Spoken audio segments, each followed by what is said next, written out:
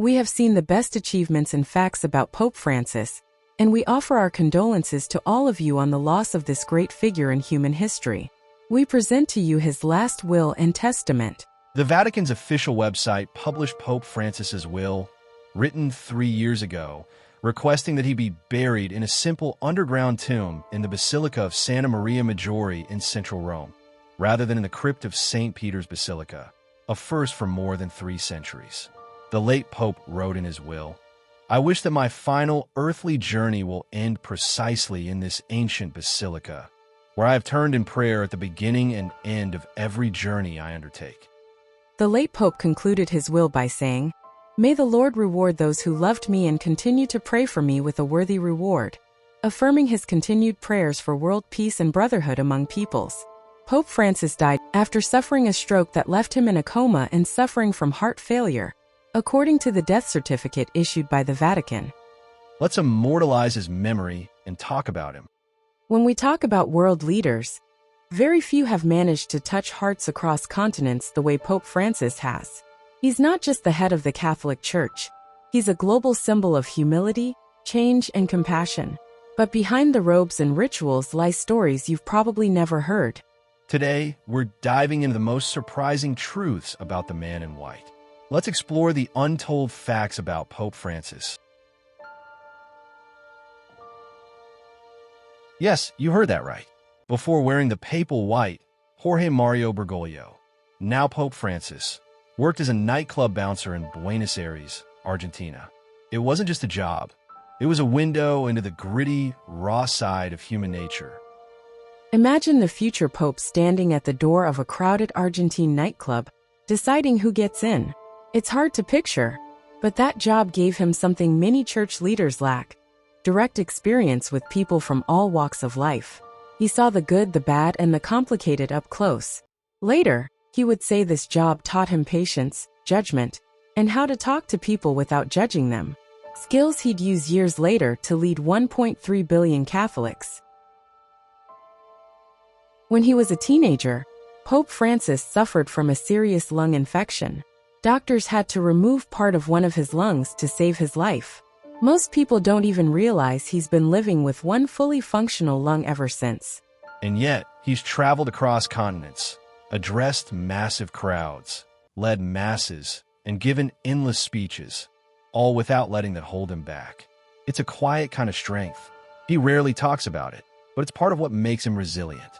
In a world where power often means physical presence, Pope Francis redefined leadership through endurance and grace.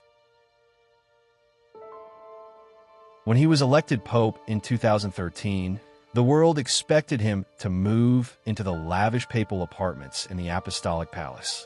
But he shocked everyone. Instead of occupying the grand papal suite, he chose a simple room in the Vatican's guest house, the Domus Sancti Marthi. Why? Because he believes in living simply like the people he serves. No gold, no luxury, no private chef.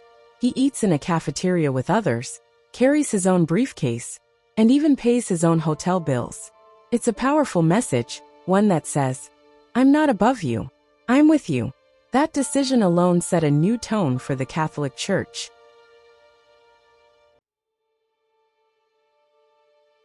Pope Francis broke a 1,200-year tradition. He became the first pope ever from the Americas, and more specifically, from Latin America. Born in Buenos Aires to Italian immigrants, he's the first non-European pope in modern history. And that's a big deal. Why? Because it brings the Church closer to the 40% of its followers who live in Latin America. His background brings a unique voice to the Vatican, a voice of colonial history, of cultural diversity, of spiritual resilience under hardship. And he brings empathy for people dealing with poverty, violence, and political instability. When Jorge Bergoglio became pope, he did something no other pope had done. He chose the name Francis after St. Francis of Assisi. St. Francis was known for giving up his wealth to live a life of poverty, humility, and service. He cared for the poor, protected animals, and saw nature as a divine gift. By choosing that name, Pope Francis wasn't just honoring a saint, He was declaring a mission to serve the poor, defend the environment, and lead with simplicity. And true to that name, he's spoken out against economic inequality, climate change, and injustice, even when it ruffled feathers in political circles.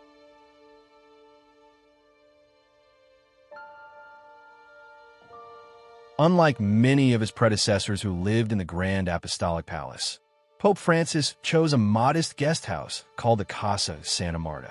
He even cooks for himself and insists on a simple lifestyle. This wasn't just a temporary decision. It's a reflection of how he's always lived. Back in Argentina, he refused a chauffeur, used public transport, and lived in a small apartment instead of the Cardinal's palace. His rejection of luxury is a statement about the kind of leadership he believes in: humble, close to the people, and rooted in real life. Being Argentine, it's no surprise that Pope Francis is passionate about football, specifically San Lorenzo, a local team from Buenos Aires. He's been a registered member of the club since his youth, and even now, despite his busy role as the head of the Catholic Church, he keeps up with their matches. In fact, when San Lorenzo won the league title shortly after he became pope, they sent him a signed jersey, and he joyfully posed with it. His love for soccer helps humanize him. It reminds the world that he's not just a religious figure, but a man with hobbies, memories, and lifelong loyalties. Pope Francis has broken many barriers by building bridges with people of other religions. He has met with Islamic leaders, Jewish rabbis, and even atheists, encouraging mutual respect and peaceful coexistence. One of his most historic moments was when he signed a document on human fraternity with the Grand Imam of Al-Azhar in 2019. This act sent a powerful message: faith should unite, not divide. In a world often torn apart by religious conflict, Pope Francis stands as a symbol of tolerance and understanding. In the end, this is a brief history of Pope Francis after he delivered a message of love and peace to the world. May God be in his eternal care, and let us hope that the world will be more peaceful in the years to come. Thank you for watching, and our sincere condolences to us and to you on the passing of our beloved Pope Francis. I have presented these facts to you, Fancy Fact. Stay tuned for more facts and information about people, places, and civilizations. Thank you for following. Farewell.